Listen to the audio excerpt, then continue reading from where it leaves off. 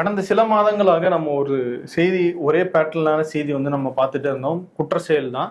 என்னன்னா, ஈரோடு, பல்லடம் போன்ற இந்த கொங்கு மண்டல பகுதிகள்ல இருக்கிற தோட்டத்து வீடுகள்ல இருக்கிற முதியவர்கள டார்கெட் பண்ணி ஒரு கும்பல் வந்து கொலை பண்ணி நகைகள வந்து எடுத்துட்டு போனதாக தொடர்ந்து செய்திகள் வந்துகிட்டே இருந்துச்சு. இந்த மாசம் கூட அப்படி நடந்துச்சு. ஈரோடு மாவட்டம் சிவகிரி அப்படிங்கிற அந்த பகுதியில இருந்த 2 முதியவர்களை தோட்டத்து வீட்டுல அடிச்சு கொன்னு அவங்க கிட்ட இருந்து ஒரு 12 சவரன் நகையை வந்து கொள்ளையடிச்சிட்டு போனதாக தகவல் வந்துச்சு. இது கடுமையான கண்டனங்களை வந்து கூச்சுச்சு. ஏன்னா பொலிட்டிக்கலாகவும் இது பெரிய பிரச்சனையாச்சு.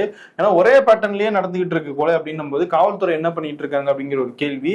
இப்போ அந்த வழக்குல ஒரு பெரிய பிரேக் த்ரூ கிடைச்சிருக்கிறதாக மேற்கு மண்டல ஐஜி செந்தில்குமார் சொல்லியிருக்காரு.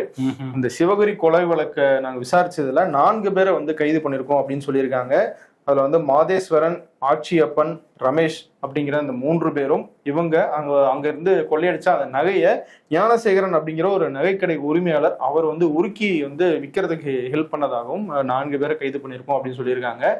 இவங்களுடைய கால் தடம், அந்த சம்பவ இடத்துல நடந்த கால் தடம் எல்லாமே பொருந்தி போகுதுன்னு சொல்லியிருக்காங்க. அந்த கொலை செய்யப்பட்டவர்களுடைய செல்போனும் இவங்க கிட்ட இருந்து பறிமுதல் செய்யப்பட்டதாக காவல்துறை சொல்லியிருக்காங்க. அது மட்டும் இல்ல, பல்லடத்துல சில மாதங்களுக்கு முன்னாடி இப்படி ஒரு கொலை நடந்துச்சு.